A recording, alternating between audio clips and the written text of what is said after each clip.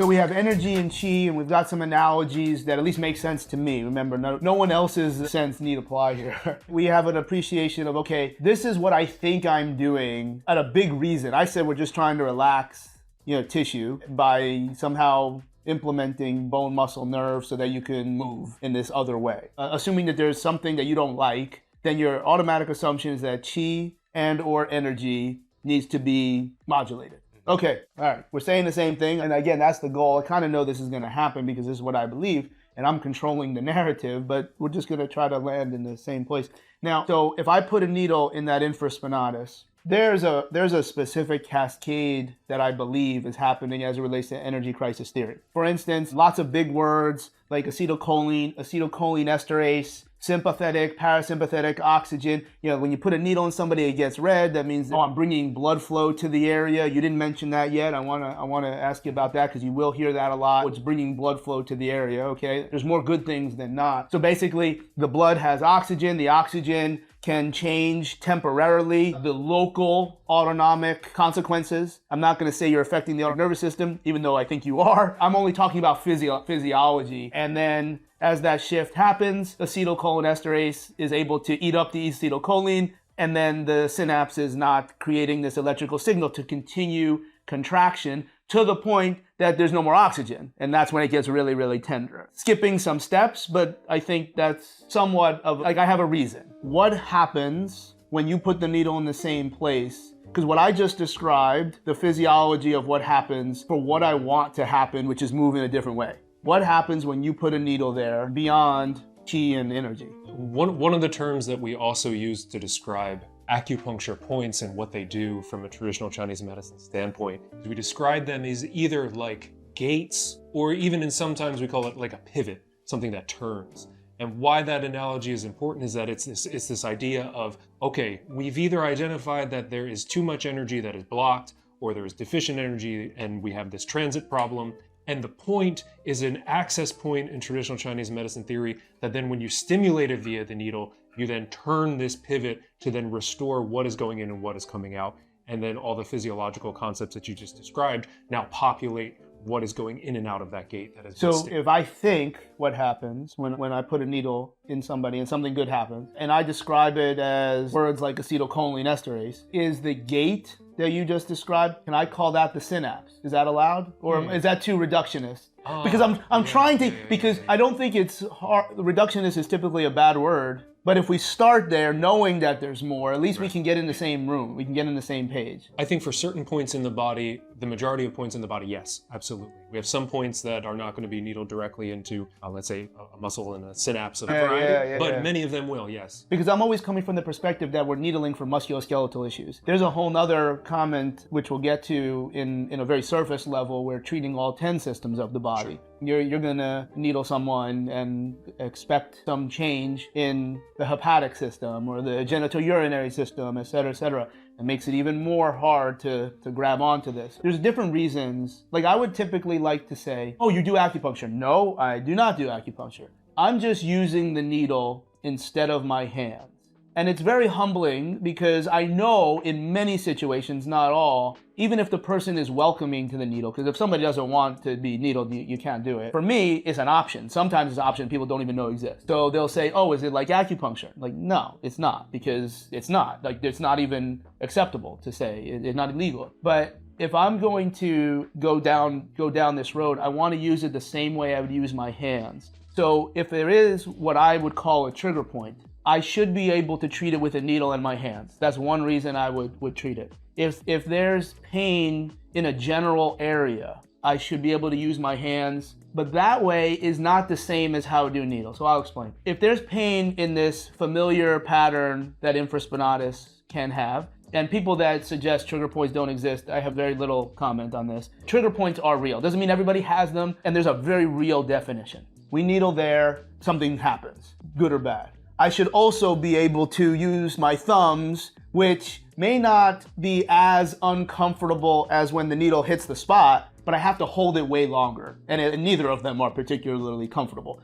Mind you, those are not the two only ways to treat a trigger point. Of course, you can do it with manual therapy that is very comfortable, like positional release. I'm going to name all the ones that I'm cool with, and others of just traditional scientific basis for, changing connective tissue, eccentrics and force and lots of things. So we already talked about treating the multifidus of the spine for a different reason. Neither pain or trigger point generate myogenic pain. There's typical cascades of areas that I would use in my thought process that track back if your pain is here, well, it's C6. So I got to go all the way up to C6, even if the cervical spine is not mechanically part of this, because if I tell you there's pain here, there's no way my brain tells my mouth that there's threat and this weird thing here unless that signal goes through C6. It's not possible. So if we treat C6 and create some variability there, that's one possible way, and it can be a series, which you know where we're getting to as we talk about C6. But additionally, if I find every research paper that I'm capable of finding for pain that modulated pain in an objective way, whatever those would be, that use needles, a preponderance of that literature is going to be based in Asian medicine. And Asian medicine would find that there's a bunch of needles in areas that make sense to a Western model, meaning at least it's in this general area. If it's here, maybe L3 and L4 could be involved. Tough to needle L3, L4 if you're also going to needle the front of the knee, just from a logistic prone supine. But there's also going to be some up here. And there might be a couple over here. And there might be some on the other side over here because it's a different model. It's a different way of thinking. I will just put a red line through anything that I decide doesn't make sense. Like I can't tell you that what this needle does for here. I guess, interesting that I say that one. I guess I could implicate the trigeminal nerve, but I could have said something else. So again, that's just an extrapolation of what your knowledge set is and what you think you can touch and modulate in order to change something else. So for the knee, and you're going to tell me these are acupuncture points, but I'm not doing acupuncture. I'm looking at research, and then when I go here, a little bit around popliteus, and I go right on, especially that one right there. If I go right on the fibular head, I'll tell you why that's important. And then I'm gonna go in the joint medial, in the joint lateral. I'm gonna go a Hunter's canal area, adductor tubercle. I'm gonna get a little ding on the VMO. I'm gonna get a little ding on the lateralis. I'm gonna go right above the patella into what feels like the thicker patellar tendon. And then I'm gonna go somewhere down here. And I'm picking those because that's what research said were part of this cascade. Now I eliminated all these other ones, okay? Sometimes I'll put the stim on it, probably don't need to, but there might be a more amplified effect, especially getting this descending inhibitory control from the muscle pump. I am under the impression that if not all, most of these, and that's why I was really barking about the fibular head, this is where each of those areas have a branch peripheral nerve that's very close to the skin. Am I allowed to say, am I out of line? Okay, because look, perineural needling is a thing. It's not trigger point needling. So when you talk about therapeutic dry needling, and you talk about the different models that have that link where you can just use your hands or needle, I think needles work better, they last longer, the half-life of the impact is different, but that's not the only way to dry needle. And I just told you that perineural needling fits the same physiological construct. Little tiny needles like this one right here where the radial nerve is as close to the skin as anywhere in the body, and this one is also really close, these two very powerful, famous acupuncture points. And people feel better when you even just use your fingers like this. What's this called? Haku. Haku is a wrestler who's the toughest man to ever live. Could beat up Brock Lesnar. But you know, this is a very... LI4, of course, LI4. So these are areas where the peripheral nerve is close to skin. Little baby nerves love, like this one right here.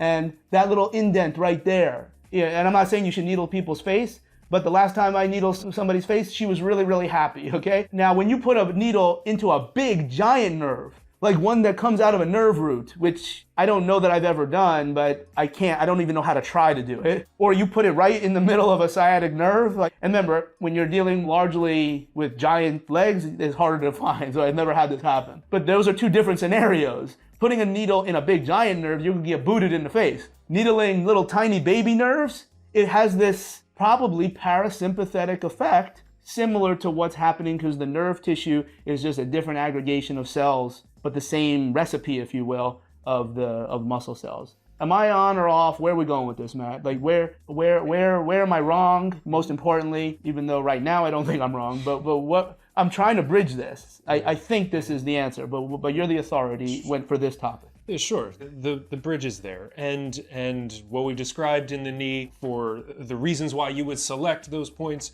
are different in theory from what I would select as an Asian medicine provider. But do we end up in the same place, or at least within 1 inch in the same place? Yes. That is absolutely part of what's bridged there. And I think that the most important thing to keep in mind that we've been talking about this whole time is just watching our measurable effects. Seeing, did something desirable happen? Maybe if I go an inch away or an inch away or an inch away, the points are an area of leverage that we can exact. It doesn't need to be always there. We need to know the same way that we identify, like, hey, where is that person's referred pain? There we go. You're pissing off people probably right now. Yeah. Hey, for once it's not me. All right, so let's run with that a little bit. There's significant evidence, and this is really more a commentary on how we interpret and value literature, that acupuncture is a sham for the reason that you just said it was really good, because acupuncture is here but not there.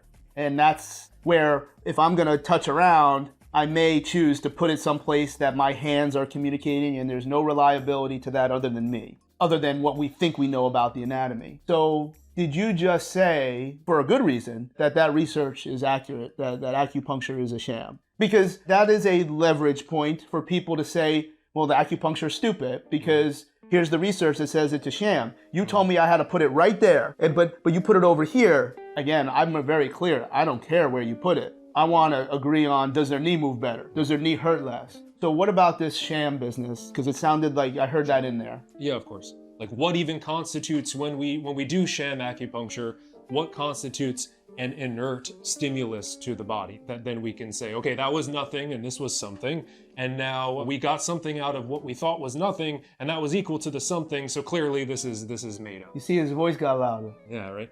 And so he's learning. This is a hard conversation to have with some people, because clearly, when you work with individual humans and you understand individual human variability, that sometimes it's going to be here and sometimes it's going to be there, that is an acceptable change. And if that's going to be the reason that somebody writes it off, hey, that's always. None of this is meant to convince anybody.